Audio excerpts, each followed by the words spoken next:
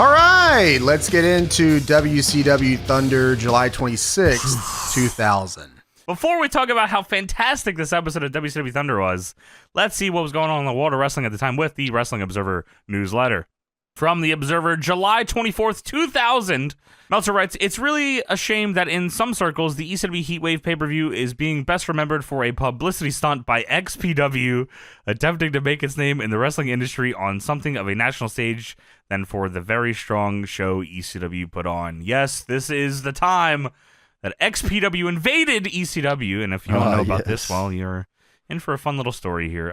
Dark Side of the Ring covered this. I don't think we talked about this on the pod. I don't remember if we were watching Dark Side still at that point, but Dark Side of the Ring did a whole XPW episode that obviously covers this as well. So if you don't know about this, that's a good thing to watch. But I will tell you what happened here. Meltzer writes, ever since the event was announced for Los Angeles, there was rumors that Extreme Pro Wrestling, a Southern California-based indie group run by porn mogul Rob Black, patterned after ECW, that had already been sued for trademark infringement and contract interference by ECW, would cause some sort of disturbance. The company actually promised such on its website, leading to tons of concern beforehand by ECW. That's funny shit. I didn't realize that they preemptively said, hey, we're going to come fuck with your show. That sucks. As fans were being let into the building, the local security laid out the following rules. Number 1, no XPW signs, and at least 2 still managed to be snuck in and were visible on camera at times during the show, and we have reports from fans who noted they brought tons of signs in, and none were checked for content. And number 2, no blank signs. ECW management didn't want to give XPW employees or fans a chance to create such signs once inside. And number 3, no XPW t-shirts. XPW flyers for their shows were for the following Saturday at the Sports Arena were on most of the cars' windshields in the parking lot, and they were being passed around the building. So super no fucking with XPW at the time was ECW. And just a little sidebar for people that might not know. I think so. The story is Rob Black helped or was helping ECW break into the California market, I believe it was. But then around that same time, they got on TNN. So they were like, well, we don't fucking need you anymore. And Rob Black said, hey, what the fuck? And then started XPW out of spite. Yes. So that's crazy. So XPW only exists to spite ECW, and then obviously they're here to fuck with the show. So ECW was assisted by a local musician named Doc Marley, who once worked for XPW and assisted ECW security in spotting out XPW wrestlers and officials as they tried to enter the building, and all were thoroughly searched. Jasmine St. Clair, the former porn star who had worked for XPW getting into wrestling, but is now the girlfriend of Blue Boy, whom I know him as Blue Tilly. Yes. and works for ECW. Also pointed out various people associated with XPW around the arena. A few XPW wrestlers came wearing company t-shirts but were forced to turn the shirts inside out and went to their seats in various parts of the building, including a few in the front row. It was suspicious that under the circumstances, that rival promotion wrestlers were able to procure the choice front row tickets that give away supposed angles in the crowd in 99.9% of the cases on television are actually works. At one point, the wrestler Supreme was wearing a shirt and some fans were chanting XPW when they saw it. Some may have been Planted fans. And Atlas Security told him to turn it inside out. He did so and shook the Los Angeles police officer's hands and proceeded to pose for photos and sign autographs. Well, just as the main event started with Just Incredible versus Tommy Dreamer, which, I mean, like, that should have caused a fucking riot on its own that was happening, the crowd started chanting for Francine to take her top off. Oh, wow. Christy Mist, an XPW valet, stood up, turned her back to the ring, and took her top off, revealing a black leather bra, which got a huge crowd pop, none of which was evident watching the show on TV. Those near her say she was teasing, doing what could be amounted to practice tugs on her top at different times throughout the show, and apparently ECW officials noted once in the middle of the Van Dam match. Before she could tease taking it off, Francine was in her face about trying to steal her heat, since Francine was supposed to do a spot where she lost her top as the focal point of the main event. That's fucking crazy. You stole my titty heat. That's my spot. What are you doing? My move. I show titties. According to one report, I'm the titty person. What are you doing? I'm the tittier. According to one report, Miss shoved Francine, who shoved her back. Supreme started taking off his shirt. Oh my! Steal Francine's heat. Although most feel it wasn't to fight, but to turn the shirt around and have the XPW logo visible on camera as the commotion broke out. Mist went down. XPW officials claimed a security guard shoved Supreme, who fell on Mist. Another XPW wrestler took his shirt off, revealing an XPW shirt underneath. Kid Cash, in particular, was throwing punches over the railing at the XPW contingent. Fists were flying everywhere, and fans were getting knocked down. One report indicated that 2 of the XPW contingent were also throwing punches at security, but others claimed nobody from XPW put up much resistance to getting thrown out. Dreamer, who is generally the peacemaker whenever there's crowd trouble at ECW events, went out of the ring despite his main event match actually having just started. He would rather do anything to wrestle Just Incredible. It had nothing to do with XPW. The security chased the XPW wrestlers out of the building, where a brawl took place in the parking lot. Enough of the fans realized the fight was going on outside that a large percentage of the audience rushed to the back. To the live crowd, it largely killed the main event. According to numerous witnesses and people involved, the ECW contingent greatly outnumbered the XPW contingent, and it was far more of a violent brawl on the street than in the arena. Lots of punches, in particular from New Jack, Jack Victory, Sal E. Graziano, Roadkill, Chili Willy, Mikey Whipwreck, and even Paul Heyman were thrown out on their unmanned foes. That was Lou.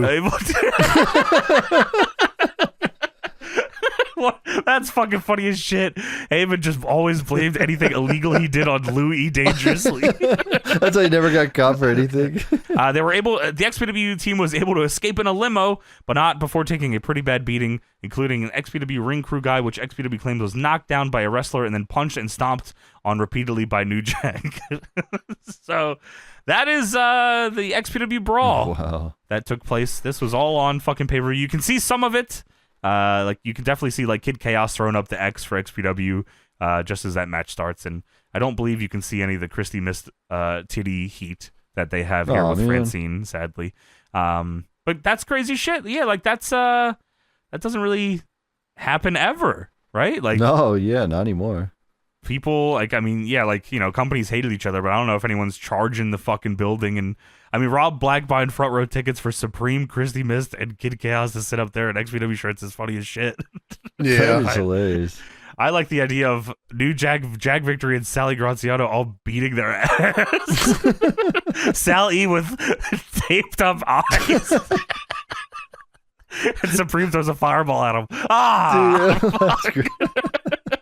In WCW news, Meltzer writes the Vampiro Graveyard match was actually filmed the previous night in Sanford, Florida. That's the, I think, the match with Sting that he had.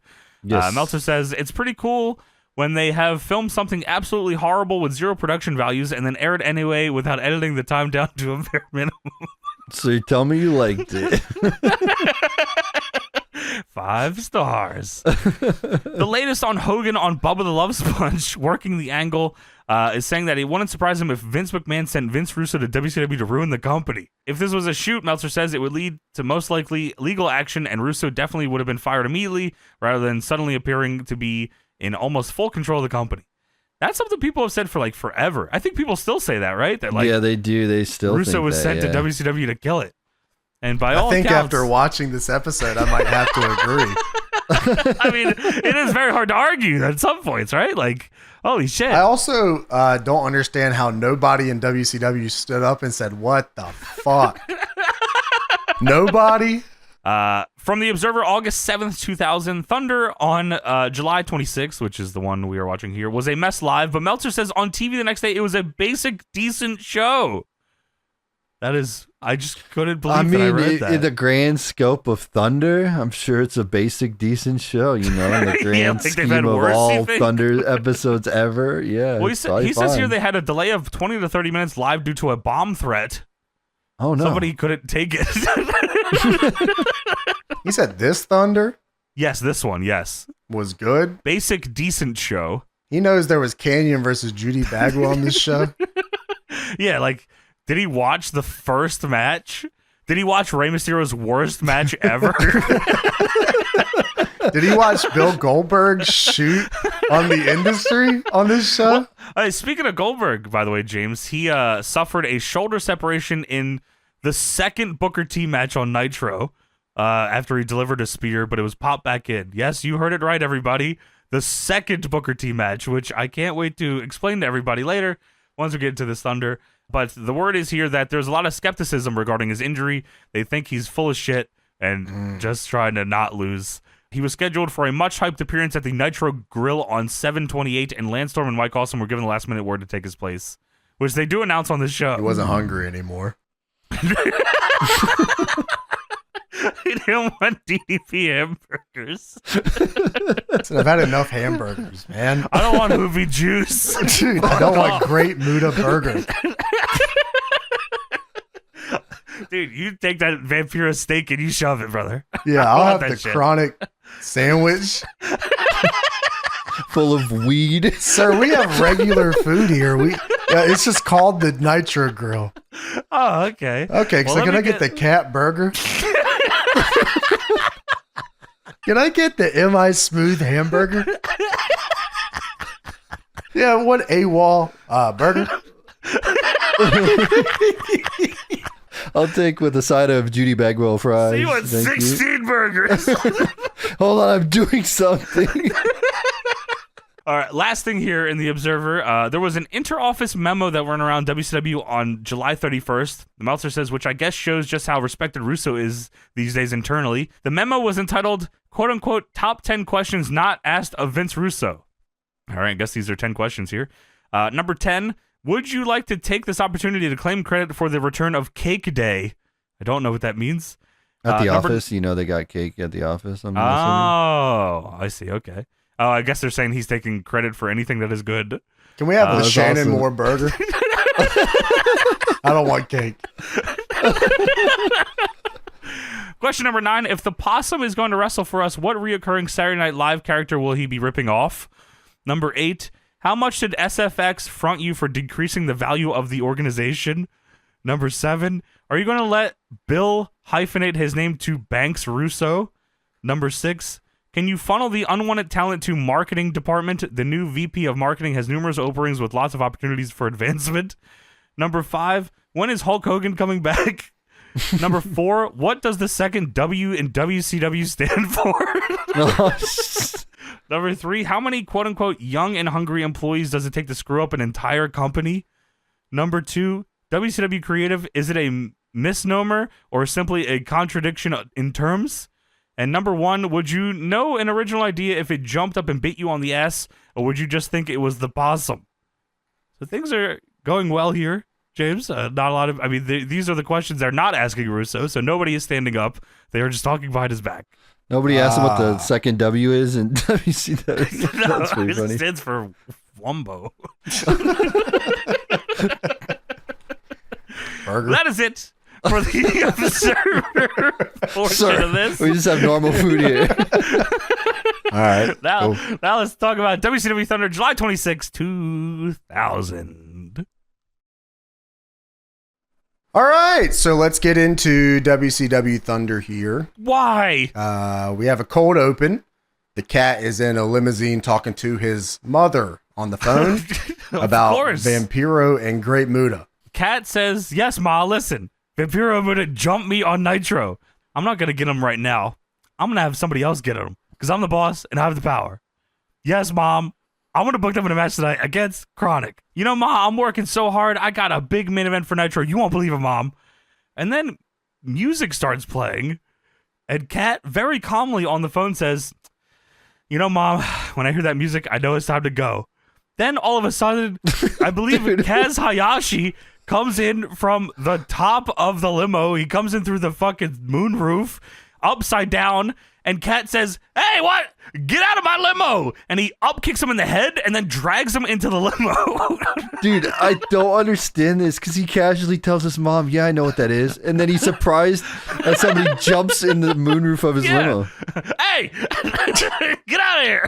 Then he throws Kaz Hayashi out of the limo and says, this ain't the right time. And now Jamie-san is here and he has a kendo stick. Jamie-san tries to attack him with the kendo stick. And he fights it off and elbows him. Jimmy Yang then shows up with a fucking sledgehammer and swings it to kill Commissioner Ernest Miller. Ernest Miller thankfully gets out of the way and he busts out the window of the limo. And now all of the Jung Dragons are here. The cat is here. And very angrily and slowly, the limo driver You know him as M.I. Smooth. Yeah. He walks up and he says, "What? Who broke my window?" Now the Jung Dragons all run away. So M.I. Smooth says, "You get them little lizards in that ring tonight and get them in the ring, and I want them in a match." And Commissioner Cat Ernest Miller says, "You know what? You might keep them busy for a while, so you got that match." I'm losing my mind at the first segment alone. I'm like, wow. The first thing, the thing that they wanted to hook people on the show was the Jung Dragons fucking attacking the Cat in his limo, and then the limo driver wanting to wrestle them. Dude, I feel like as long as we've been watching Thunder, like every episode, I've seen them attack the Cat. Or is it just like every episode we're watching, this angle goes on forever, right? Like this. That was their reoccurring angle. As long as they've been together in WCW, they've been attacking the Cat, right? I don't know if there's ever a payoff for it. All right. Yeah, so we got the limo driver versus the Jung Dragons, which, that's pretty captivating stuff here to start Thunder. So we're going to move into the Filthy Animals Town Hall. So the Filthy Animals come out with a little ladder. It's Rey Mysterio Jr. with no mask, Tigress, Conan, Juventud Guerrera, and the Disco Inferno. I guess 2 weeks ago, there was a ladder match involving them and 3 count, and Evan Courageous got knocked off a ladder to the floor where Tank Abbott was meant to catch him. Tank Abbott didn't catch him, and Evan Courageous broke his ankles. Thank you, Tank. So the Filthy Animals, by the way, they have been a super large part of WCW over the last year. Like, yes. The West Texas Rednecks and the Filthy Animals were the two biggest things on the show. Whether the crowd wanted it to be or not, they were going to be. That was just what it was. I mean, they were there. So yeah, them coming out here, they've been a huge part of the show. Yeah. So Conan does his whole shtick. He tells Tigers, "You like this headband? Go ahead, feel. That's enough." And Disco is just parroting fucking everybody here. Like, he's just the guy that repeats everybody. Disco Inferno looks like Frank Mir. No mustache and a beard? Are you fucking kidding me with this shit? Shit is crazy looking. And Conan says, "Last week we had Evan Courageous come out here and he had a little ladder match and he broke his little ankle. But we got a little something for you. I don't know if you were afraid of getting high up on that ladder or if you just don't know how to climb one, but we brought you a training ladder." So they had set up the little ladder and they mock him as they climb this little ladder.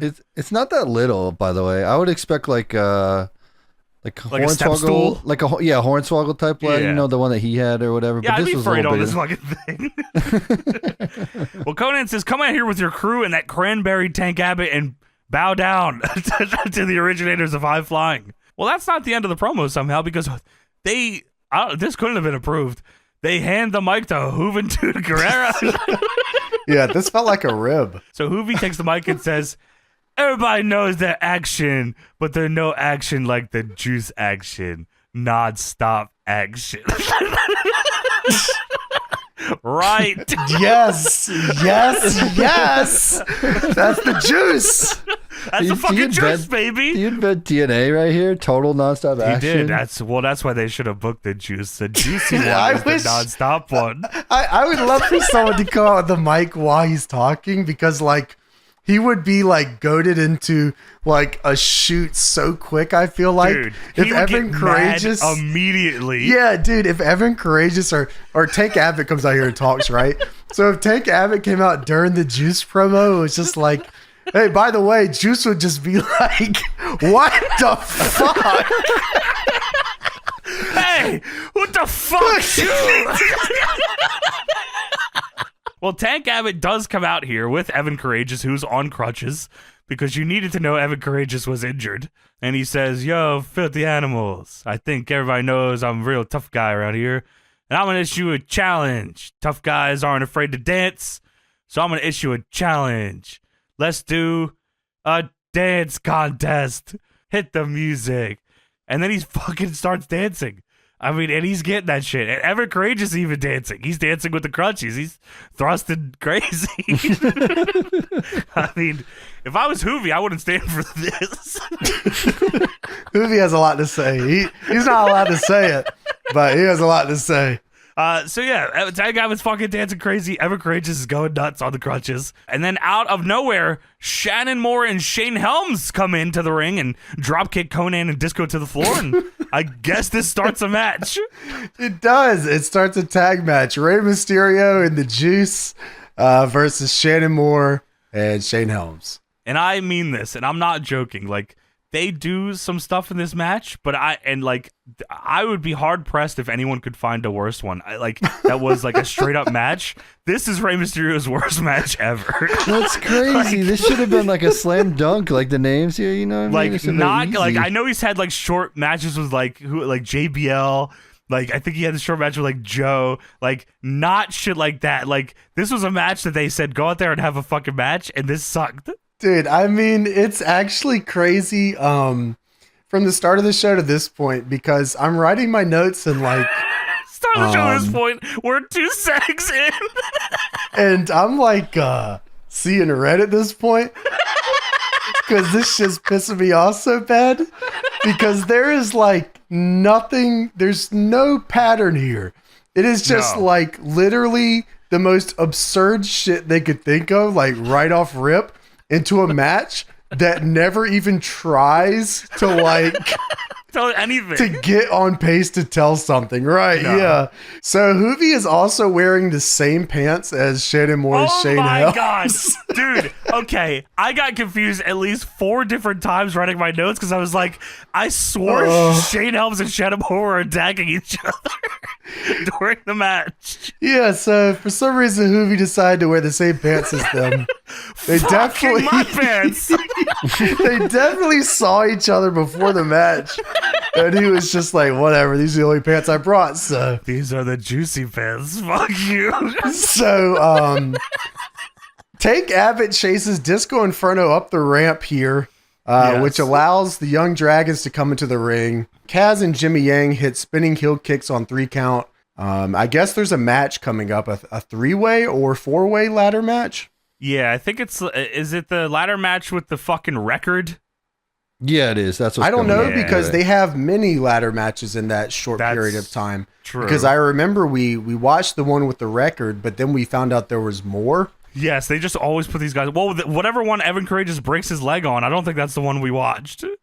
Right, yeah. No, I don't think so either. There was multiple ones. You're right. Dude, yes. By the way, yeah, nonchalant Jung Dragons fucking run in here. They attack 3 count, the ref's distracted, and then it just goes back to like the rest of the match. Like, that part didn't even fucking matter. So Shane Helms and Juice get into a German suplex spot here, which is just absolutely nuts. So Shane Helms, he hits a German suplex on Juice where he lands on his feet, but he hits his head on the mat.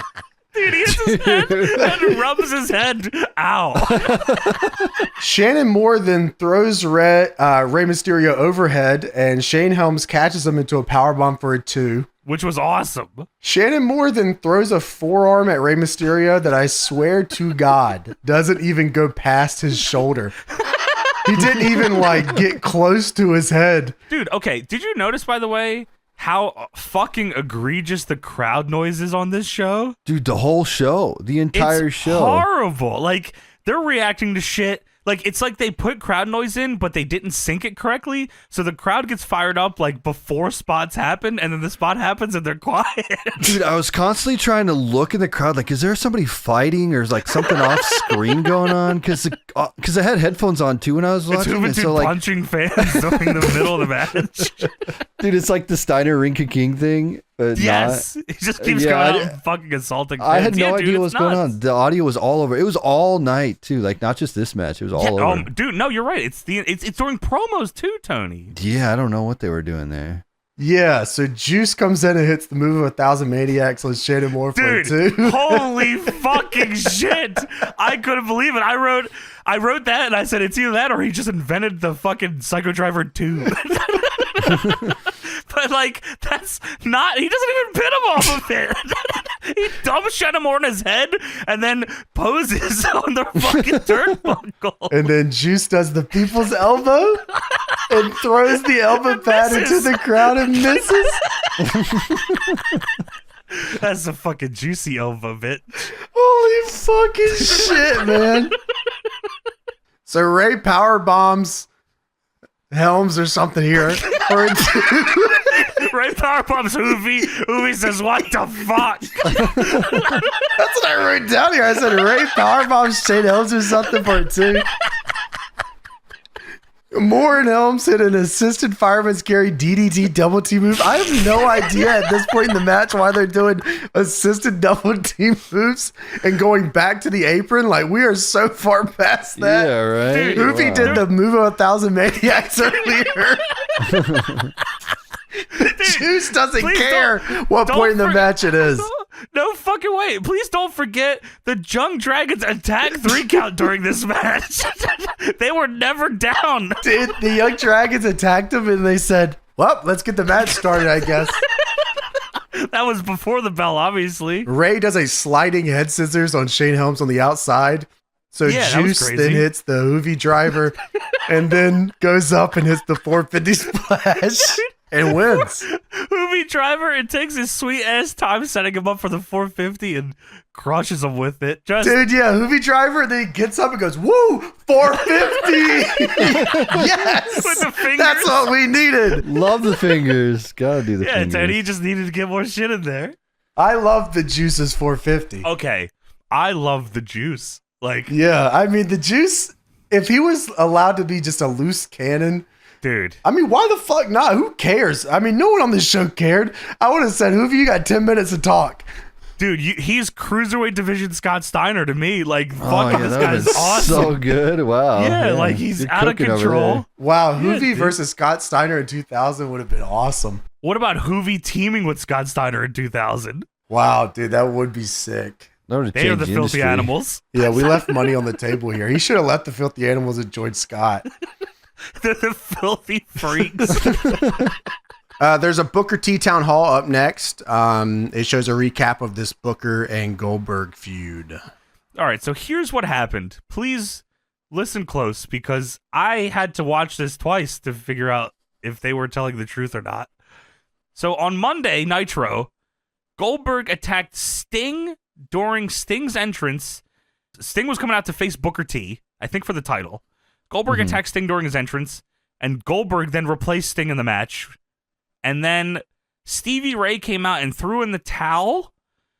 And then Goldberg backstage threw Stevie Ray through a window, which set up another match with Booker and Goldberg that same night. And then they had the match, and then Booker beat Goldberg clean. Is this right? Yeah, that's how it went down. Yeah. Okay. What the fuck? What the fuck is that? Yeah, I mean, great question. Booker T, once again, just beating Goldberg on Nitro. You gotta question it. You gotta question it. No, he lost the first one technically. Oh, because Stevie Ray threw the towel in. And Right. then Goldberg threw Stevie Ray through a window. Right, so he couldn't throw the towel in again. And then Booker beat Bill Goldberg on Nitro. And you gotta wonder again, Right. why was this not the New Blood Rising main event? Well, we have a main event for New Blood Rising, of course, and we have to protect it. So Booker's out here. The crowd's fired up for him, or it's super dubbed. I actually couldn't tell anymore. Super dubbed, I think, right? Yeah, I mean, of course. because Booker in WCW is awesome. So like he was over. I wouldn't be surprised if the crowd was into him, but this just sounded like shit.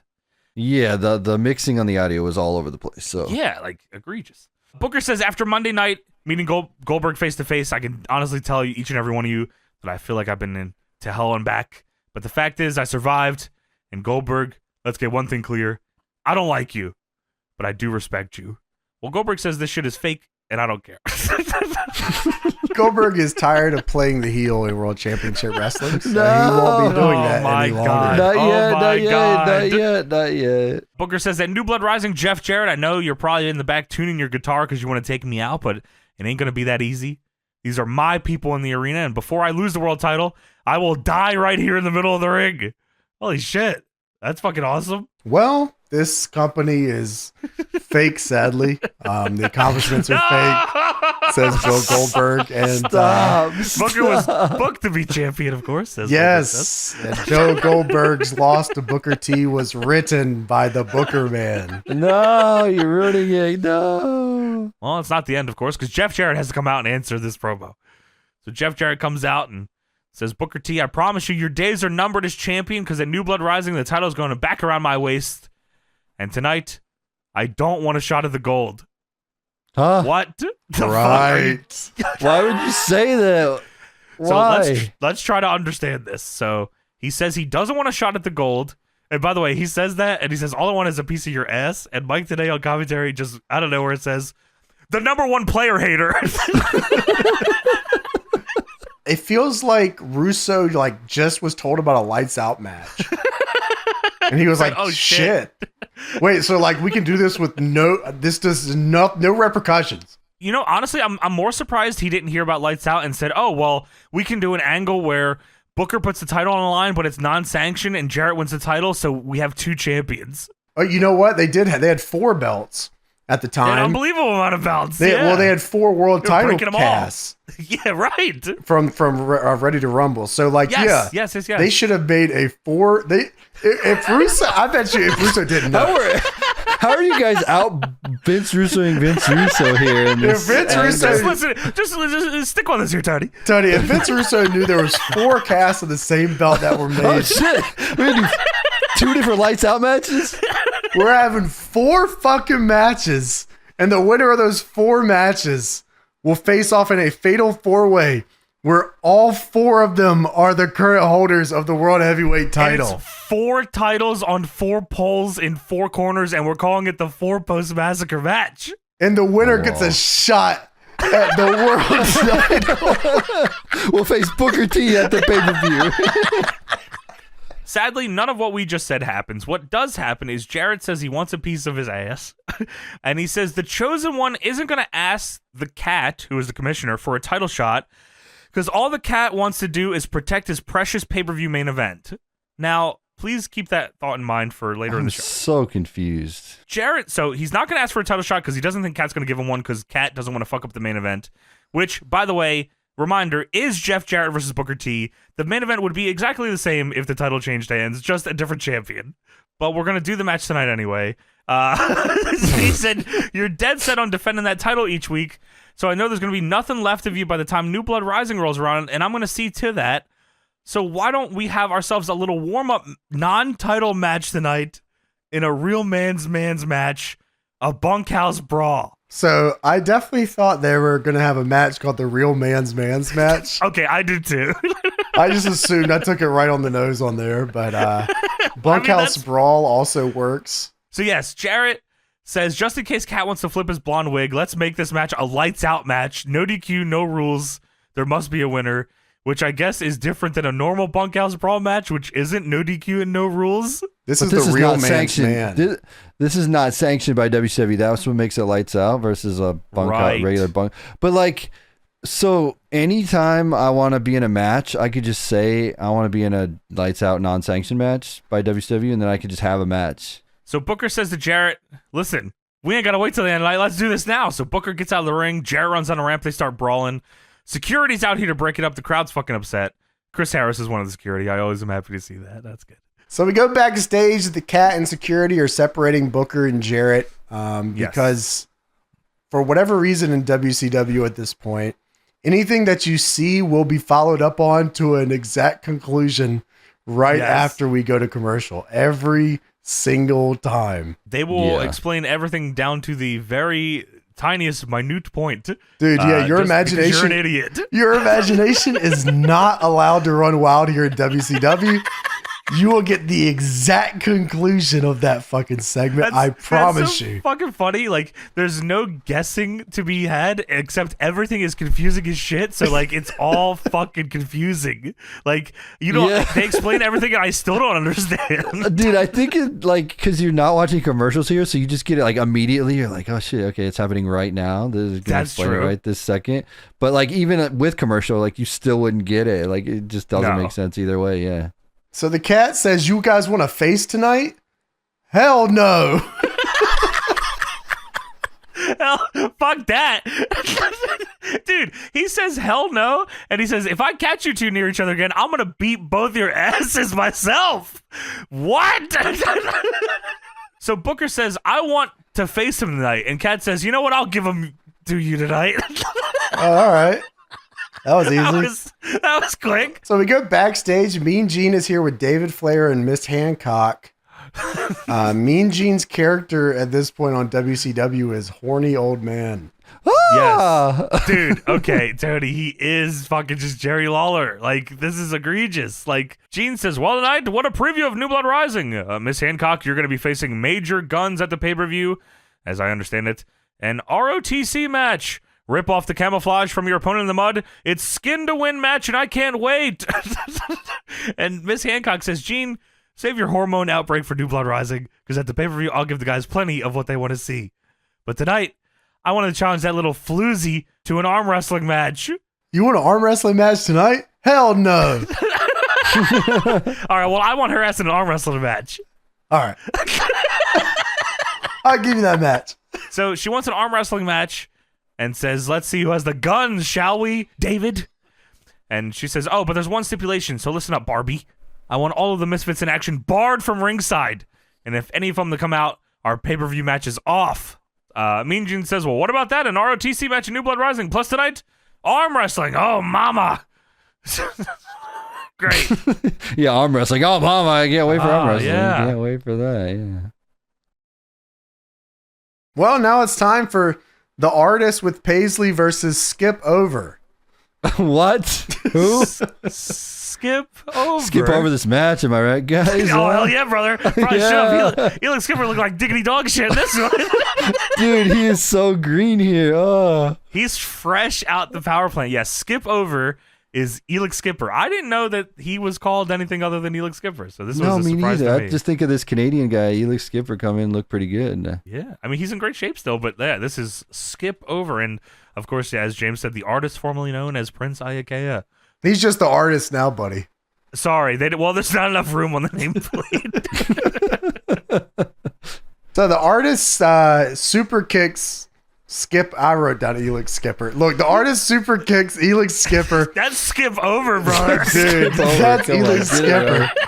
Get it right to pay the price. Go on. So the artist super kicks Elix Skipper, over. but Skipper hits a Thez press. Artist hits a Northern Lights bridge for a 2 and then an Olympic slam. Dude, did you like the artist double leg Skip Over and then does twisting headbutt to his cock? Had to get that one in there. Artist goes to grab a chair because he's frustrated that he's winning. Dude, he's been up this whole time. Hits Olympic slam and then goes outside to cheat. The artist grabs a chair and he goes back to get in the ring, but Skipper drop kicks the chair in his face. Oh, man. Skipper goes for a springboard, but I don't know what happened. Artist moved, I guess. Artist barely. Was supposed to, I think Artist was supposed to move sooner. Like, Elix is in the air and Artist is like just standing still and then realizes, oh fuck, and goes under his legs, but Elix Skipper then just gets crotched on his shoulder and dies. Ow, that shit sucked. Artist moves and it's a German suplex for a 2. Everyone does that all night, the bridging German suplex. So Paisley has a chair, but then she gets distracted by someone on the ramp. Dude, and the camera cut here from Paisley to who she's distracted by has got to be the funniest thing I've ever seen in my life. So it cuts from Paisley to the ramp, and oh my god, it's Kwee-wee. It's Kwee-wee. Dude, the way they say it is so funny. Oh my god, it's Kwee-wee. Kiwi? Kwee-wee. The decision to just do a hard cut to a full frame picture of Kwee-wee is so fucking funny. Yeah, that was awesome. He's posed out nuts. And Paisley then follows Kwee-wee to the back. You remember like in Just Bring It when someone would interfere would come up as like a little screen at the bottom right? A little box. Yeah. A Kwee box. Yeah, usually, I guess maybe I expected if someone was distracting somebody or something, they were like, usually it shows them running down the ramp or something. Yeah. But it is hard cutting to a still frame of Kwee-wee. Is good work. That would man. be distracting. I would. Yeah, distract me. no, Yeah, that was awesome. So Skipper hits a springboard spinning heel kick and then hits the overdrive and wins. hitting the overdrive is putting it very nicely. He attempts the overdrive and almost breaks the artist's neck. It looks like. Artist does not know how to take that move at all. So he just like. This might have been the first time it's ever happened, Tony. He invented that move, right? I don't know, but it feels like it. It feels like he was inventing it right here in the moment. Yeah. And they call it the overdrive. I think they say he calls it the overdrive. I think. Yeah, is what that's they said. Yeah. I gotta say, it didn't seem like the artist lost because he was distracted by the fact that Paisley left. It just looks like he got his ass kicked by Elix Skipper. Yeah, you're right. You would think that would lead to like a roll up, right? He's trying to he tried to cheat with Paisley. Paisley leaves, and then Elix Skipper hits him with 3 big moves and wins. So we go backstage. Mean Gene is here with MIA. Of course, they need to respond. Yeah, of course. Major Guns is here, and Mean Gene is infatuated by her. Mean Gene says, "Major Guns." We all know about the ROTC match in New Blood Rising. We all know about that, of course. But tonight she wants you in an arm wrestling contest and wants all your teammates barred from ringside. And Major Gun says, "That little Miss Twiggy, Miss Hancock. She wants to see you with the biggest guns. I accept." And Mean Gene says, "Whoa!" Huh? That is strong. She could have said anything and you would have said, "Whoa!" Major Gun says, "I'll have to show everybody what type of firepower these guns really are packing." And Mean Gene says, "These guns? Oh, these guns!" And Major Gun says, "Yes, these guns, Gene. The shirt says bombs." And they all laugh. The shirt is a bomb from a bomb factory. Holy shit, you're calling it a bomb threat? You can't say bomb out of here. You can't say bomb on Thunder. Bomb, bomb, bomb, bomb, bomb, bomb. And Major Gun says, "1-on-1, I'm gonna be all over." And the segment ends with Mean Gene saying, "Ooh, ooh, all over." Yeah, so I love that instead of just having the Miss Hancock segment with David Flair, and then maybe having Major Guns beat her in the arm wrestling contest, and then David Flair like turning his back to it or something and doesn't see it and then cheats, so at least she gets a little over from this. They say, what if instead we go back to get her reaction and answer to the challenge, and then she doesn't go up at all in this segment, and then we bring back the wall. You need to force feed everything, James. Holy moly. So we go backstage. Judy Bagwell is here. Of course she is. And Buff Bagwell is also here. Now, Judy, by the way, has been missing. She got abducted by Kanyon on Nitro.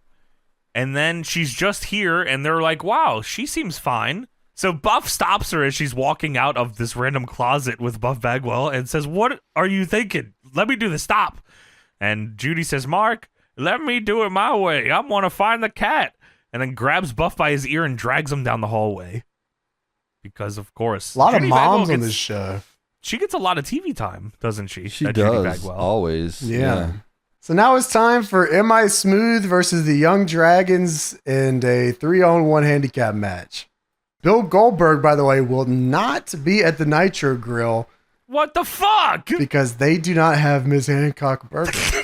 So instead, Lance Storm and Mike Awesome will be there. They say, by the way, this is M.I. Smooth's first match in WCW, so they are fully not acknowledging that he was somebody else. Like, M.I. Smooth is an entirely different character in person. Yeah, so this is a 3-on-1 handicap match. Against a limo driver. And the Jung Dragons lose. I mean, they get their asses kicked. Like, the whole, they beat down M.I. Smooth a couple times. Like, they do some shit where they bump him with double drop kicks and take out his knees, and they take turns pinning him, and M.I. Smooth does the big press kick out, and then they all cover him, and they do the big kick out again. And then, he gets rid of Kaz Hayashi and sends him over the top to Jimmy Yang on the floor, and then fucking Bubba bombs Jamie-san and wins. Yeah, man.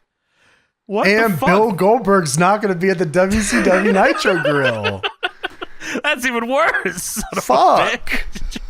Dude, during the match, Shivani calls him I Am Smooth, and Mark Madden fucking gives him shit for it. He says, "Am I smooth? I am smooth. You're supposed to be the veteran? And Shivani says, I am smooth. Or am I? Yeah, so the limo driver kicks Kaz Hayashi, Jimmy Yang, and Jamie Noble's ass very quickly and pins them. They have big plans for Am I Smooth here on well, he's about to win one of the 4 world titles. He finds it in the trash can. Yeah, they just place 4 world titles around the venues, and whoever finds it was like a golden ticket to the Fatal 4-Way. Finders keepers. Dude, it's the golden ticket. Yeah, Holy bro, I'm shit. telling you, bro. This is a good idea. Dude, I just saw this fucking movie. Yeah, Grandpa. So Kanyon is here. Yay. Positively Kanyon. He's DDP. Right. And he has a black eye. And Mike Tenay says, did Judy Bagwell do that to him? Because we're back. You got to explain it all. And then we get a preview of the Goldberg interview later. An exclusive interview with Goldberg, hosted by Scott Hudson. And if you have heard us mentioning Goldberg, well, it's because that's what we're talking about. Goldberg has an interview on the show, and it is maybe the most egregious kayfabe breaking thing I've ever seen in my life. And I watch shoot interviews regularly. This was more offensive than a shoot interview. Yeah, because it was on a show. It's still a work. Yes, it's on this show to build to the pay-per-view where he's having a wrestling match. Dude, he worked himself so hard. He worked himself into a shoot, you know? I mean, Yes, so. They give tidbits throughout the show of this special Goldberg interview, and the more they show it, the worse it gets. It's just like it's I can't wait to talk about this. So we go backstage. Judy Bagwell goes into the cat's office and says, I can fix the ratings. The hell did you just say to me? She really says that. And Kat says, let me tell you something, lady. You fucking come out. I will kill you. I will beat the shit out of you in front of your son. Are you fucking kidding me? And Judy Bagwell says, hold it. You're not going to do anything. You're going to give me a match tonight with Kanyon. Your ratings are down. I'm good. I've been diamond cutted twice. I'm tired of it. Buff ain't going to do nothing about it. I am. And then she knocks some shit off his desk. And Kat says, you know what? You're right. You want to get me some ratings? How about you go out there and have a match? What? Kasha said, what the fuck is going on around here? He should have looked at Buff and went, Mother, what the fuck? You should have just looked at the camera. Is this your deal, Russo? What the fuck is this? He should have grabbed Buff by his head and repeatedly bounced it off his desk. Fucking bitch. Ratings are down. Fuck you. dude, funniest line ever. The ratings are down. I'm good. All right. Yeah, Yeah, what? okay. I've been diamond cutted 2 times. If you don't get your old ass out of my Lady, you're office, scaring us. how about you book me against Booker T for the world title? I don't want a title match. I want a bunkhouse brawl later tonight. I want a piece of his ass. Oh, yeah, okay. I'll give you that. That's cool. That's good. I'll give you that. So now it's time for Major Guns versus Miss Hancock in a arm wrestling contest. At no point during this show am I, like, happy. I mean, like, there's just like such a lack of respect for wrestling on this show that it's almost like novelty to watch. How you guys not hyped for this? I mean, they told us what Major Guns thought. They told us what Miss Hancock thought. They set it all up here. Well, Tony, Tony, now that I know what they both thought, I was thinking Major Guns should come out here with pyro. Well, just in case you guys didn't understand it enough, there is more to this angle. It started because Major Guns gave David Flair the mouth-to-mouth last week on Thunder, and then Miss Hancock was mad about this. All right, there you go. Well, thank you. Wow, I Yeah, no know problem, everything bud. about this angle from. Oh, also, In and Tony, out. David Flair is the referee for this arm wrestling match. Ah, they didn't tell me that. Oh, sorry. Yeah, there we go. So Miss Hancock is here for the match. Miss Hancock. Major Guns. Boobies. So Miss Hancock. Hancock. Do you understand? Right. All right. So Miss Hancock tries to powder because now she doesn't want to do the arm wrestling contest. Her boyfriend is the referee, and she doesn't want to do the arm wrestling contest, and he is making her do it. So David Flair grabs her and brings her back to the table to do the scheduled arm wrestling contest. Yes, TV time remaining. Major Guns is now beating Miss Hancock in this contest. Yes. And then David Flair grabs their hands and makes Miss Hancock win. And the bell rings. There was no subtlety to this. There No. was no fun in this. It was literally they touch hands and then David Flair cheats.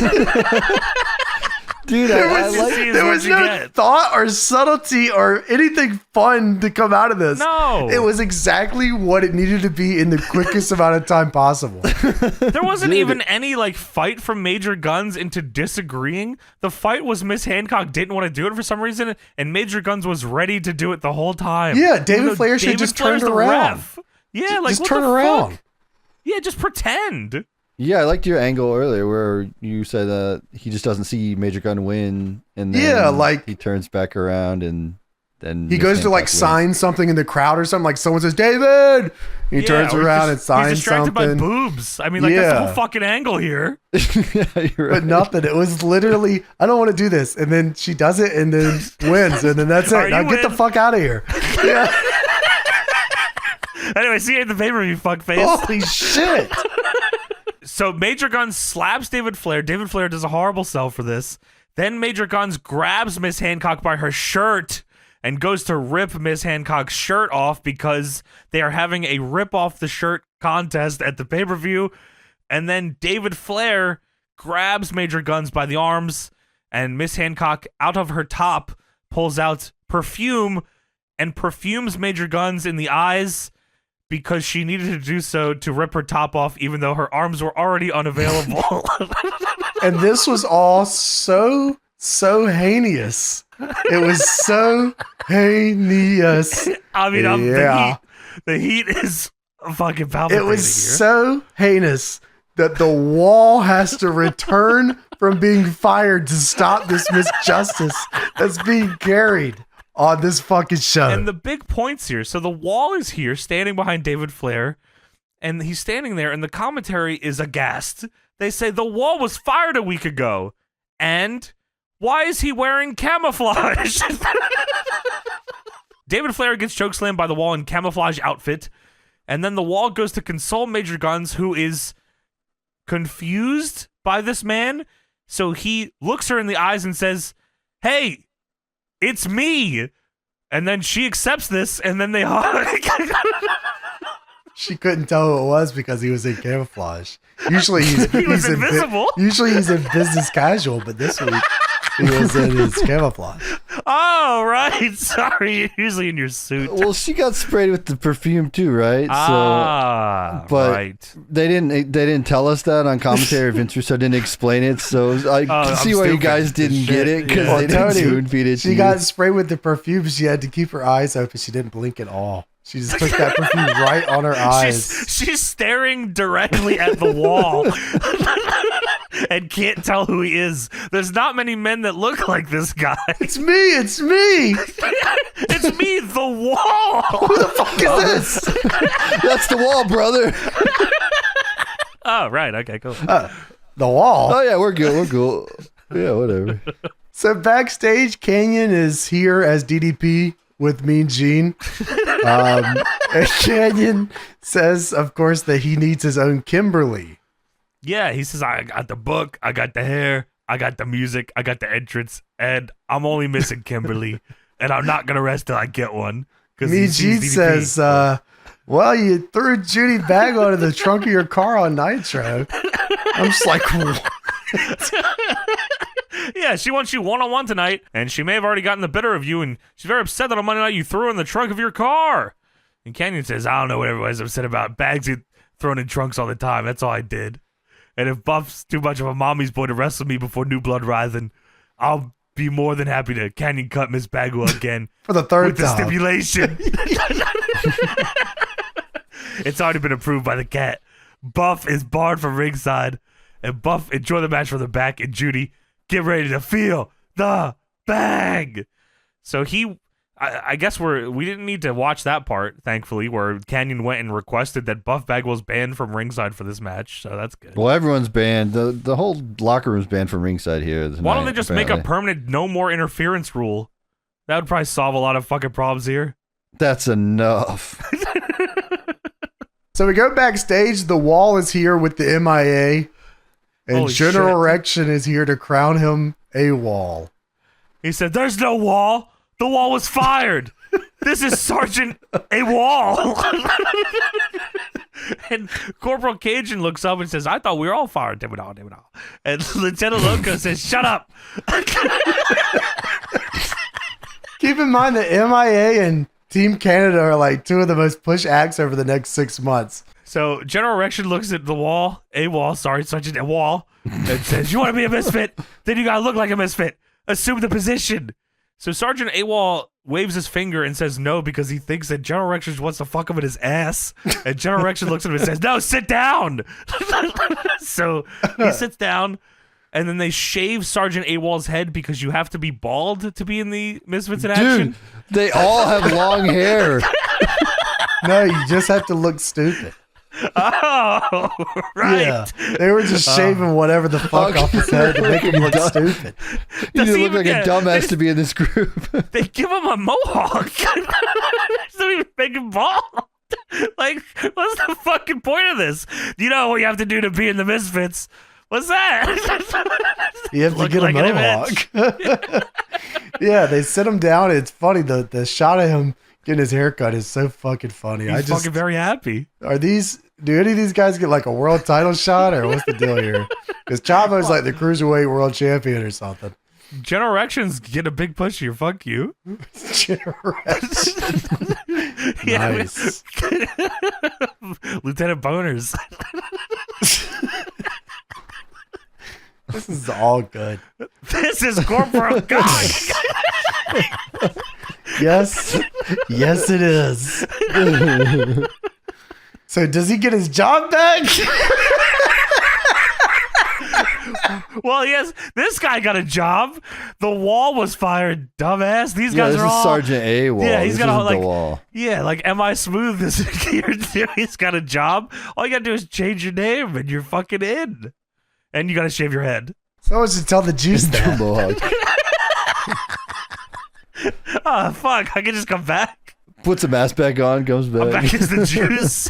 So Great Muda and Vampiro lay out Chronic, and Muda is What? taunt spamming. Oh my god! Muda!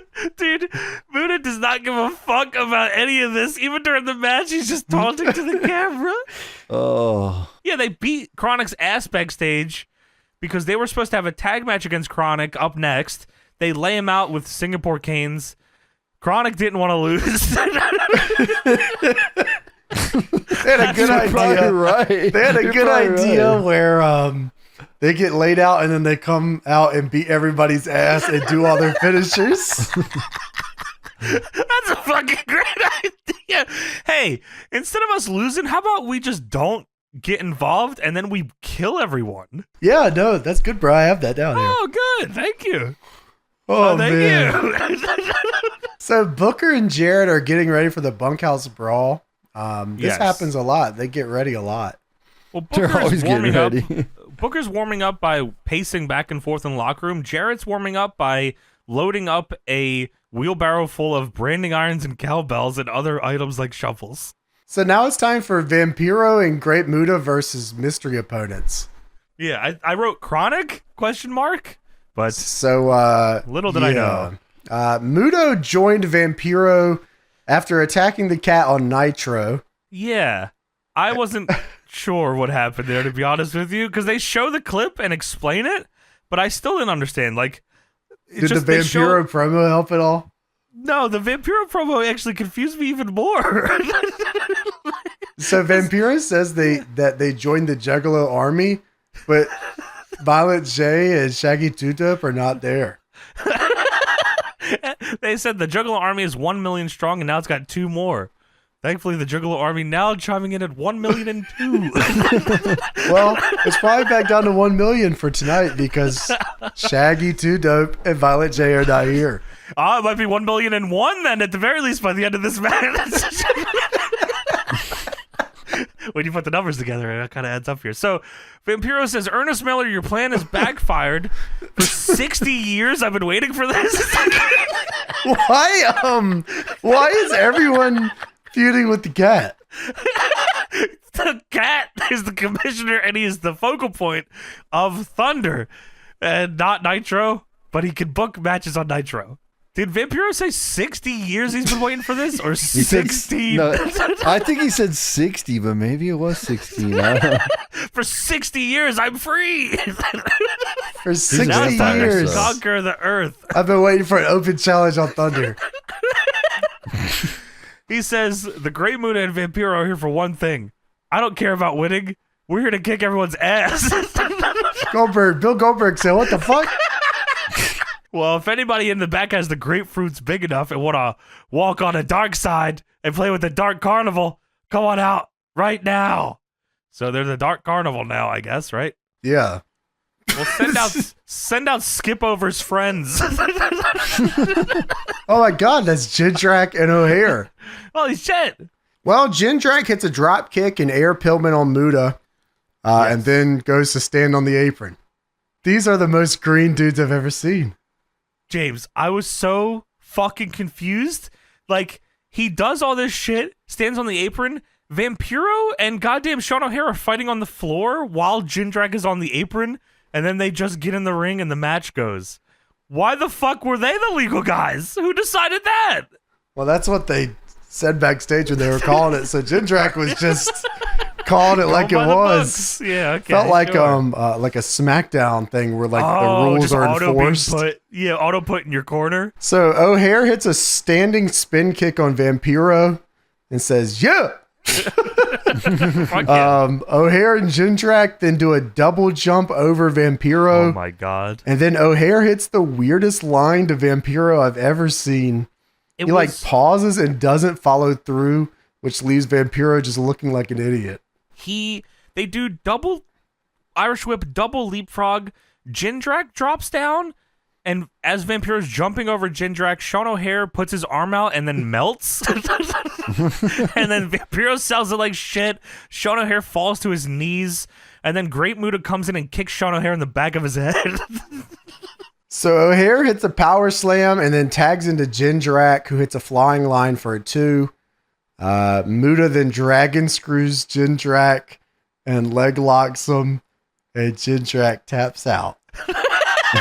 Immediately. Like, it seemed like Sean O'Hare was right there to break it up, but Jindrak said, fuck it, and tapped out. And then while he's tapping out, Vampiro just hits the nail in the coffin on Sean O'Hare for fun. He's tapping out, and I swear to God, on commentary, they're arguing about what their names are. That's the Freaks of Pain. Huh? They're just freaks. They got face paint, those fucking freaks. And then the demon Dale Torborg comes out. The Kiss Demon, the God of Thunder. Do I hear God of Thunder? Holy fuck, that must be Kiss's God of Thunder. Here comes the fucking Kiss Demon, and he comes out here, and he's walking down the ramp, and dumbass Sean O'Hare and Mark Jindrak walk by him. So, okay, they walked by him, and that was like the funniest thing I've ever seen. There's the Kiss Demon, Dale Torborg. Like, that's pretty crazy. God of Thunder, like, he's pretty crazy looking. Anyways, we gotta get the fuck out of here. We just lost. They legit both walk by him. They split the pole and walk by him both through, and he turns around and says, well, I took that as a sign of disrespect, and he clotheslines him in the back of the fucking head, drags them back into the ring. Now Kiss Demon, Dale Torborg, Vampiro, and the Great Muta are all stomping out Jindrak and O'Hare. And Dale Torborg hits the love gun.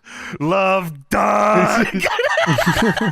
He hits the love gun on Jindrak, and Mark Madden says, that's the love gun! He hit the love gun!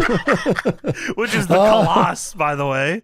Fucking crazy. Yeah, so he hits the love gun on Jindrak and O'Hare, and then Chronic Music hits, and they come down here, and they kick Vampiro and Muta's ass. Dude, they fucking Kiss Demon, by the way, because Kiss Demon cannot look weak because he's the Kiss Demon. This is in his contract. He's out of there. Yes, he's gone. He is not dealing with the fucking Chronic. Chronic come down. They beat the shit out of Muta and Vampiro. Brian Adams gorilla presses Vampiro into the top rope. Then they fucking go to high times Vampiro, but Muta does a standing spin kick to Brian Adams' kidneys and fucking just kills him with it. And then Brian Clark, while Muta is fighting Brian Adams seemingly now in a shoot, Brian Clark loads Vampiro up and hits him with the meltdown. Brian Clark says, "Who wants to see the fucking meltdown?" I'm doing fucking shit. I'm getting my shit in. I don't give a fuck about that, dude. Oh my God. He came to work See, today. Muta- They said, "Can dude. you guys lose to these two guys?" Fuck no. Who wants to see the meltdown? Oh, can we lose? I had a better idea. How about we don't wrestle and come out and hit all of our moves, bitch? Hell yeah. Hell yeah. Let me do the fucking meltdown. Dude, watching him set up for because it's a long setup. It's the fucking Dude, pump it handle is super slam. long. Tony, he sets up for it, and I'm watching him, Brian Adams and Muta try to figure out like how to do spots behind them to distract while he melts down Vampiro. Oh, man. Then Brian Adams does full Nelson slam on the Great Muta, which is his finisher, I believe, because they got to get their finishers in. That is crazy. So we go backstage. Mean Gene is here with Big Vito. Big Vito wants a rematch with Lance Storm. Yeah, Mean Gene says, so on Monday, Lance Storm apparently got the better of you, and Big Vito's offended by this, and he says, yo, Gene, go easy on that, all right? And Gene says, well, I got a feeling you want payback. And Vito says, tonight, Big Vito wants a rematch with Lance Storm. That could have been just full stop there. But he says, the hardcore Canadian champion, okay? Hey, Lance, when somebody calls somebody out, you don't make your own rules. You just fight the fight. I love this fucking promo. Like, this is so fucking stupid. How about tonight we fight with no rules? No nothing, okay? We don't need a crowd. We don't need nothing. None of this happens. I'm ready to do battle. I hope you bring your A game, kid. You're no technician in the ring with someone that practices 7 days a week. I don't know nothing about wrestling. Just a couple suplexes and a couple knuckle sandwiches to do me fine. So I got a couple sandwiches, a couple suplexes. I don't I'm know good to nothing go. about wrestling. What the fuck is he practicing 7 days a week if he doesn't know anything about wrestling? No, Stickball. Lance Storm practices 7 days a week or something. Oh. Yeah, he just eats sandwiches and does suplexes. Forget about That's it. gimmick too. And Sally about it. Graziano. Vito says, Gene, I gotta go collect some money from people who owe me and buy some gifts for my family because I got no time for you, Mr. Canada. I'm not sure. I don't know what's going on. I'm not Is he from leaving the Canada. arena? Sounds like he's leaving the arena. I don't know what's going on. Tony, it sounds, yeah, like he wants a match. He wants a no rules, no crowd fighting match. And then he says, you know what? Never mind. I don't want to fucking I'm going to deal buy with you, stuff for Mr. my Canada. family. I'm out of here. Oh, what a good guy. I'd rather go spend gifts on my family. Oh, okay. All right. Yeah, so now it's time for Kanyon versus Judy Bagwell. Okay, Yes. man. I mean, like, is there any point where this lets up a little? Like, this grip that this has on my fucking brain? Is there any point where I have any levity and can enjoy the show? Meltzer said it was good. Basically decent, of course. Basically decent, yeah. So Kanyon abducted Judy Bagwell on Nitro and then got his ass kicked by her apparently, and now they're fighting here tonight. They are fighting, and Kanyon comes out, and he has a microphone, and he sits in, like, stands in the corner DDP style. He's DDP, by the way. Positively Kanyon. He's DDP. And he stands in the corner with a microphone, and he looks at Charles Robinson, who's the ref. He shakes his head no. Then he looks over to what I assume is the production team and shakes his head no. And I imagine what happened here is he is giving them the Iggy that no, I'm not cutting a fucking promo until Judy comes out. What are you Yes. waiting for? You can clearly see that. I could see it playing out in his brain right here. Yes. Like, I'm just holding this microphone, waiting for Nope. Judy. No, Yes. I'm not cutting the promo now. Just get her out here. Come on. Play her Guys, music. I can't. This promo doesn't make sense unless Judy's out here. What the fuck are you waiting for? Where the fuck is Judy? So Judy then makes her entrance and she comes out. She's very happy to be here. Neck brace on because she has been Kanyon cut her twice. And then she turns around and looks at the entrance and then does the buff point with the pyro going off. Holy shit. I could not Yes. fucking believe it. She turns around and G's up for it. Bang, bang, bang, bang, bang, bang, bang. I said, holy fuck. If she would have walked out doing the arms, I would have been Oh, fucking over wow, the moon, yeah. actually. Yeah, I mean, That would've she been had sick. this whole thing down pat. She knew the ratings were going to be big for this one. Well, that's my boy, Marcus. So, Kanyon. Where's Scotty Antine? Where's the U.S. mail? I'm watching ECW. This show sucks. They had Hey, Supreme. And for that, my friend, I thank you.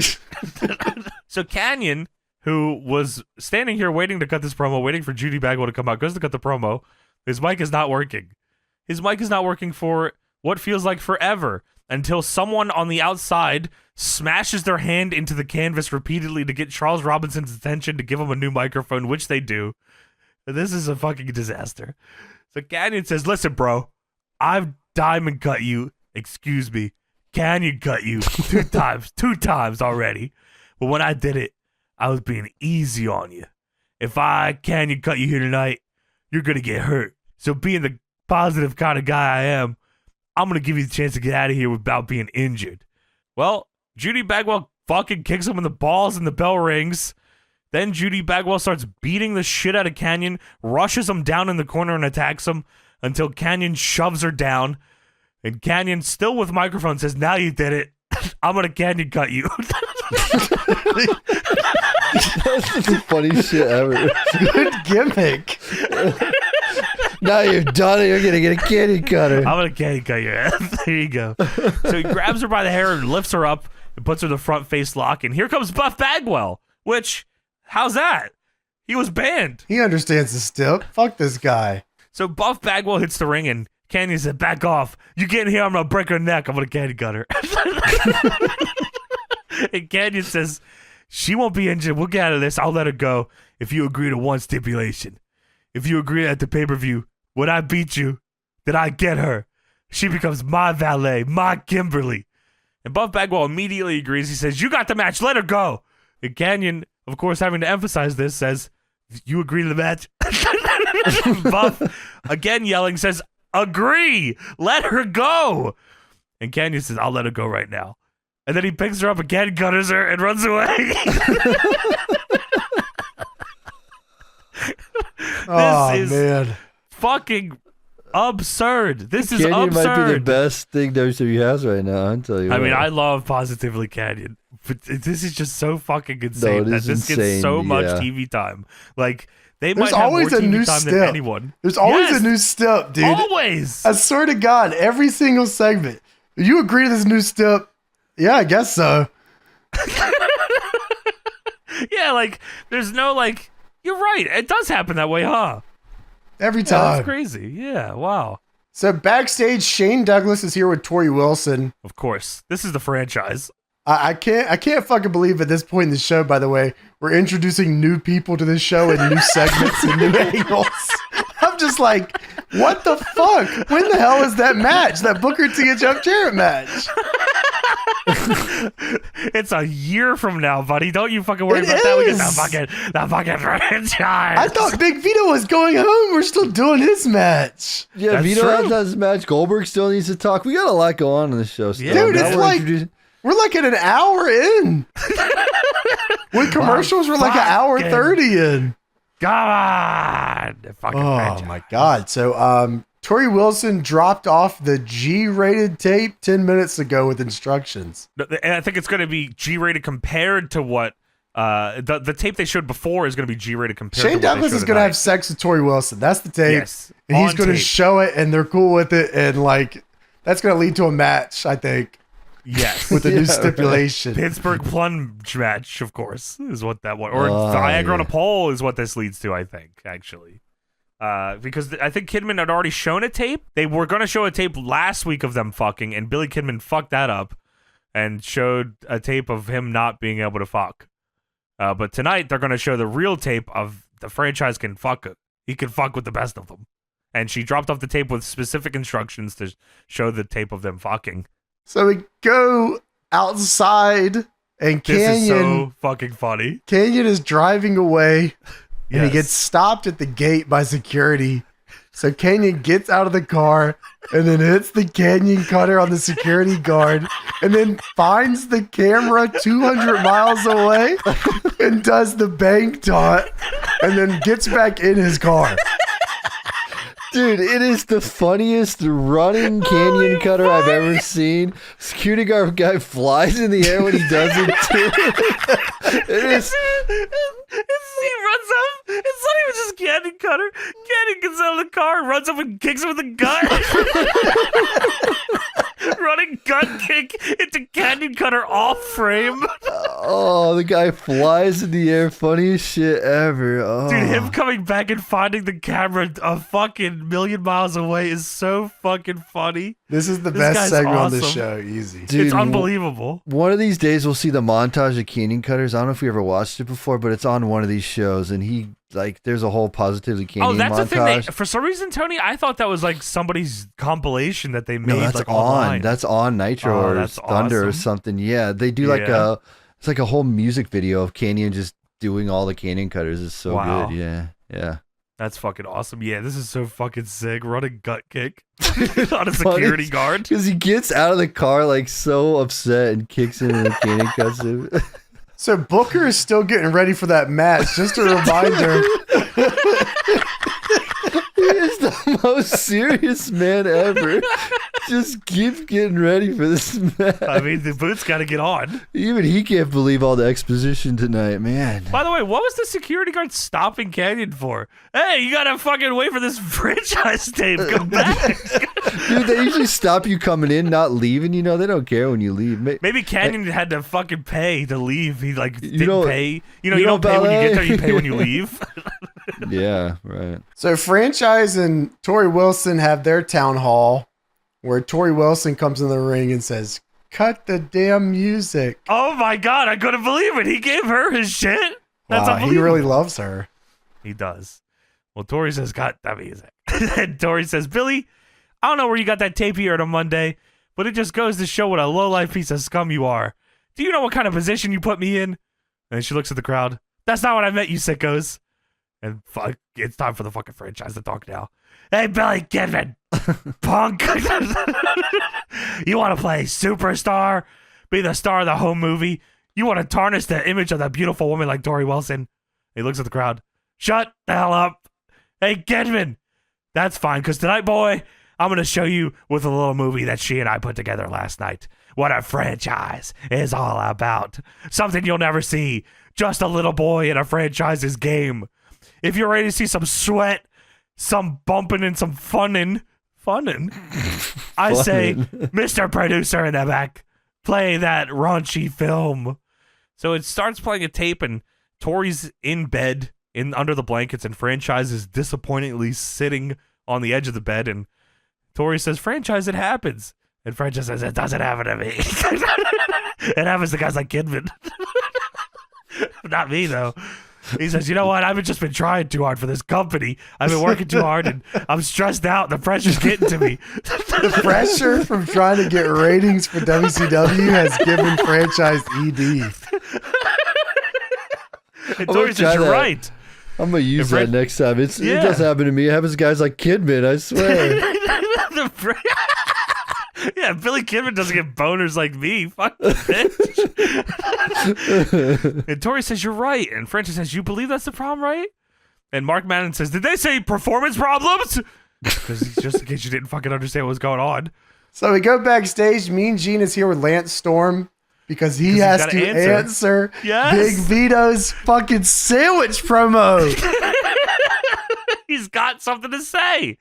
When is the Booker T and Jeff Jarrett match? They're still getting ready. They got a lot to He's do. putting wrist tape on and tying his boots, and he's almost Jarrett's digging ready. up dirt. Tony, he tied those boots an hour ago. They came untied when he was walking around pacing backstage. Fuck. They had to tie him again. That sucks. He should have double knotted it, but he doesn't know how. Jeff Jarrett must have sent a heel in there to undo his boots. No, not a heel. Dude, what He is didn't want up to be a with heel. what is up with the Franchise and Torrie Wilson keeping all the tapes where Franchise doesn't have sex with her? Just stop recording and kill the tape.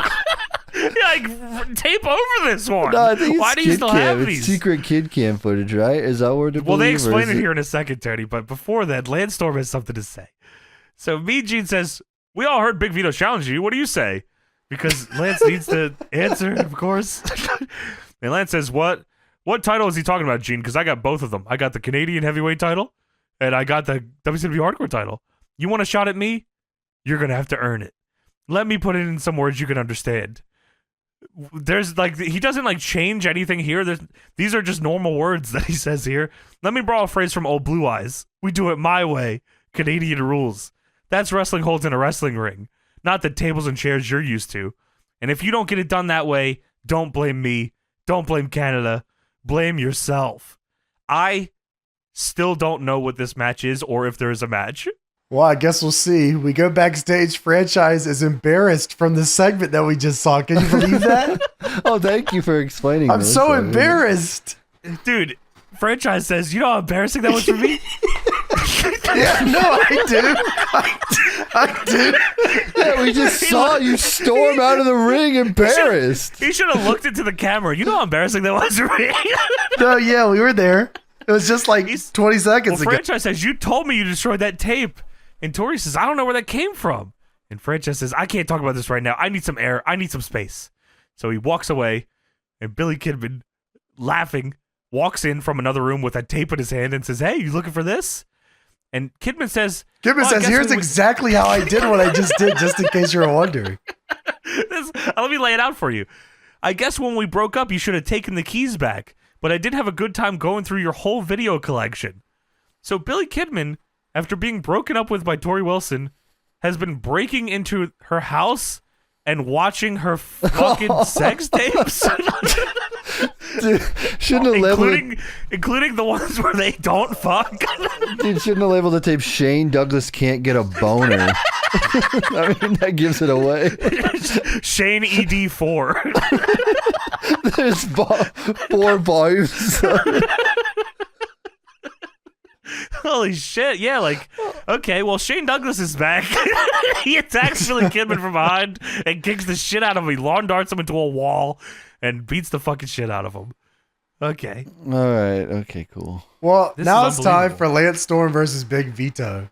Wow, they actually have a match? Yeah, so Storm beat Vito for the hardcore title on Nitro. Right. And now he refuses to face him again in a hardcore match. But he will have a singles match with him, non-title, right? Yes. Or is the title on the line? I don't know. Is it? I don't know. It's time for the It don't Canadian matter. national anthem. But I need to know. It don't I matter. need to know None- these things. none of I this need to matters. explain it to me. Tony, the matches don't matter. The stipulations are made up and the matches don't matter. It's who's wrestling is it anyway. Yeah. So they played the Canadian national anthem, and a flag comes down behind them in the most jank way possible. Dude, it looks like it's going to collapse. Yeah, it looks literally like a South Park scene or something. It's very Funny as funny. shit. Vito then attacks him from behind with the kendo stick, and then takes I thought it is the kendo stick, but I swore at first it was the stickball bat. Dude, I love that. Why not? Anything could be the stickball bat, right? It's just whatever. You're right. Whatever That's you can true. find. So he tags him from behind with the kendo stick, and then he takes the WCW Canadian title, spits on it, and wipes his ass with it, and throws it. What the fuck is wrong with you? That's Vito. That's the fucking U.S. title still. Like he just put a fucking maple leaf sticker on it, dude. Yeah, Oh, he man. spits on it, launches it out of the ring. Fuck this thing. I want the hardcore title. Hey. Bitch. So Vito throws up Storm here, and I guess low blows him by accident. No, it was on purpose. Didn't even look like you In low front of the blowed ref. him. It looked like you went for like a European uppercut or something. He does. Yeah, it's pop up ball kick. So yeah, he hits him and then super kicks him and then drops a leg and gets a 2. Dude, I wrote down he does a savant kick, then a Japanese arm drag, and then does Hulk Hogan's finisher for 2. He hits a brain buster and then a diving elbow drop for a 2. All look great. Yeah. I mean, I'm sure he wanted to work. I mean, Yeah. you're on the wrong show for that, but I'm glad you came out here and wanted to work. Wrong company for sure. So Storm super kicks Vito, and Vito runs into the ref and knocks him down. Storm then grabs the chair and he hits Vito in the head with it for a 2. And they emphasize this because you need to understand that, holy shit, Lance Storm, he says he wins fairly. Why is he cheating? Yeah, right. Like, okay, cool. We're a little late in the show to be caring about matches and angles in the matches, but I hear you. Storm then grabs a chair.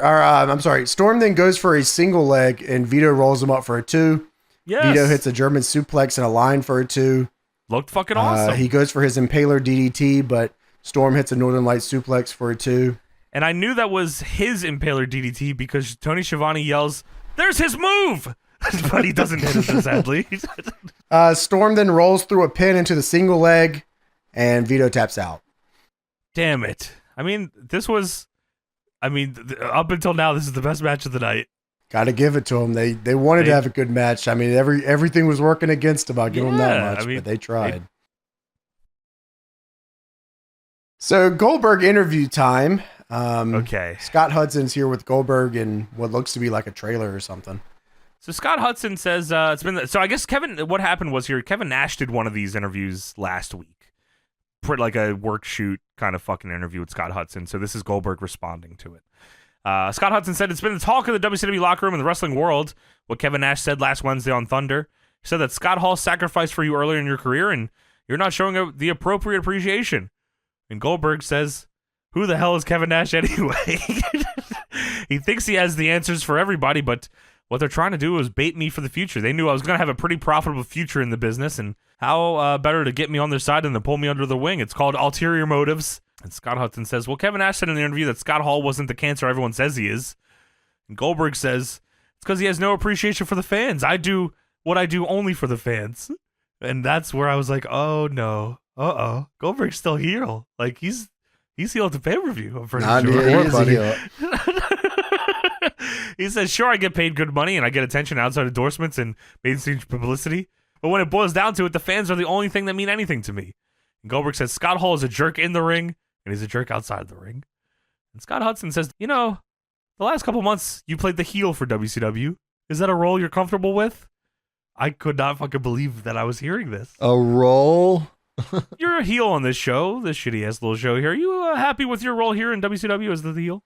Goldberg says, everyone knows that, everyone that knows me knows I'm not comfortable with it. Unfortunately, someone thought that by turning me heel, and it was a good idea, it bumped the ratings and get everyone's interest back.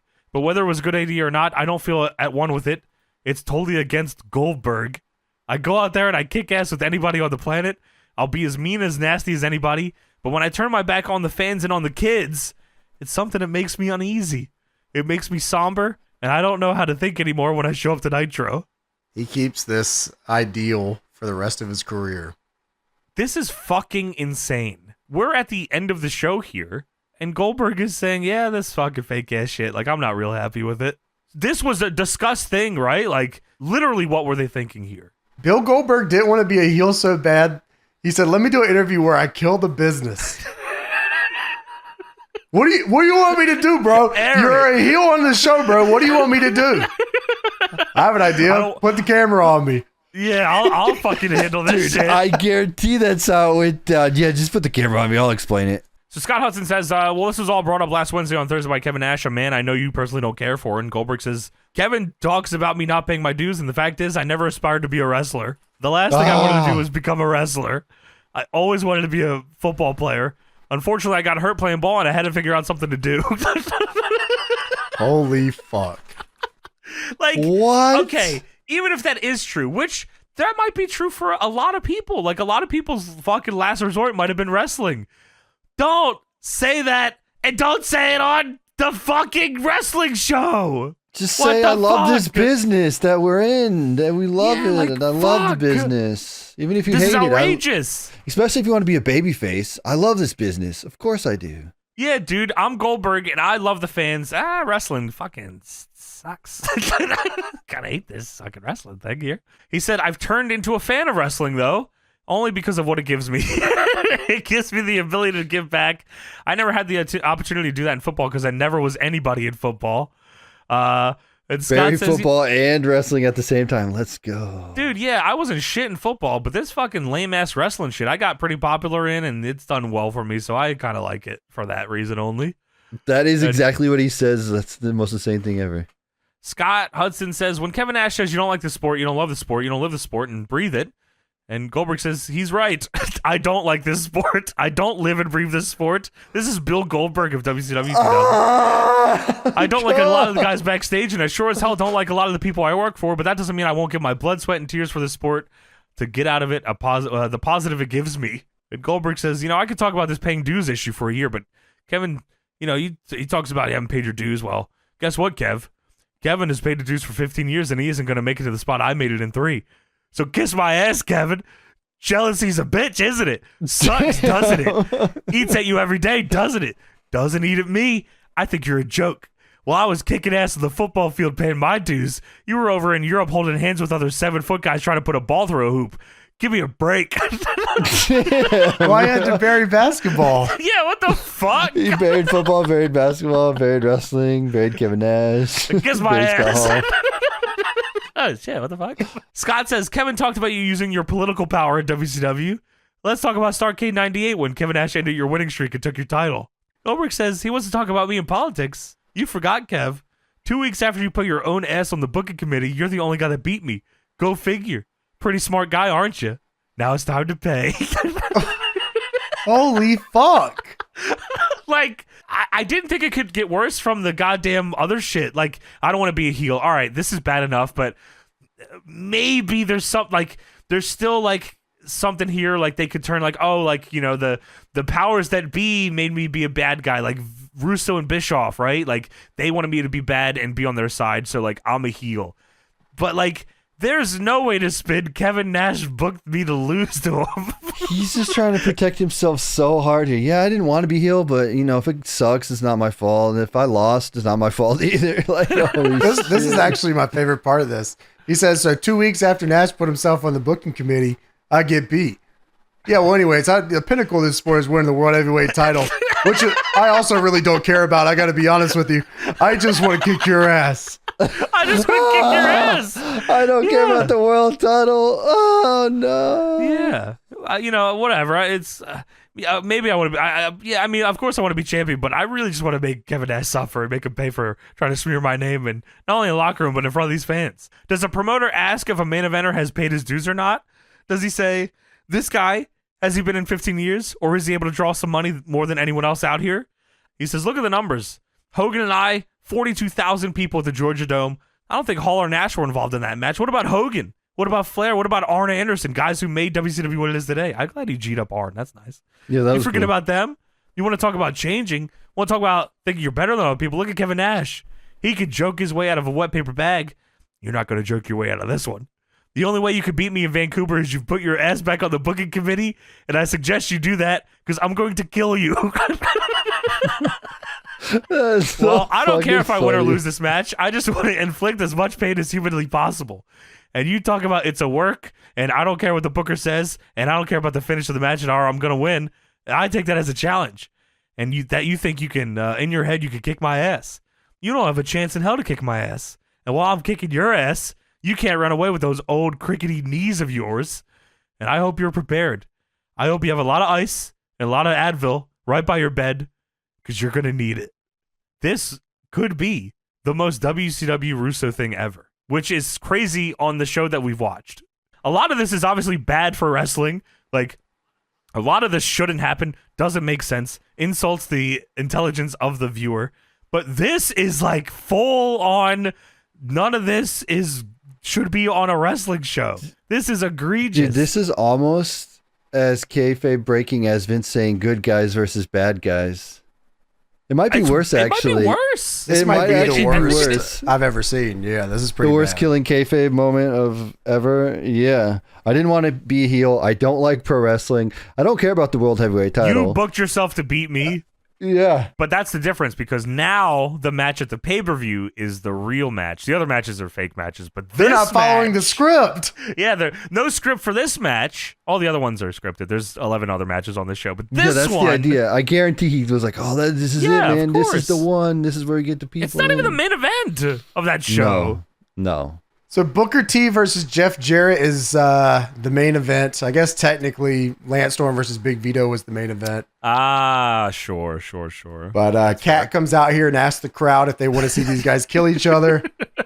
I do. And Madden says, which guys? Everyone wants to do that. Oh, right. Kat then says, please end the show then, which I thought was funny. Because in the fucking show, we're not doing it. They didn't want it enough. Yeah, so he explains it's a lights out match, so he can't sanction this. But like you people, I want to see a good fight, so we're going to do this. We're going to turn the show out. We're going to end the show right now, so we won't be liable for what these guys might do. So turn the lights down and end the show. So the lights go out. Mark Madden starts screaming. They show the WCW copyright that comes up, and the show ends. And then the lights come back up, and Kat's still in the ring. He says, all right, I'm not liable. I'm off the clock. If you two chumps want to kill each other, get down here right now and let's get it on. Chumps? This is a fucking world title match. So anyways, Jeff Jarrett makes his entrance as Sting. I thought he was making his entrance at 7. What's going on here? Why was he dressed like this? So Jeff Jarrett has a wheelbarrow full of shit. Kat is now on commentary.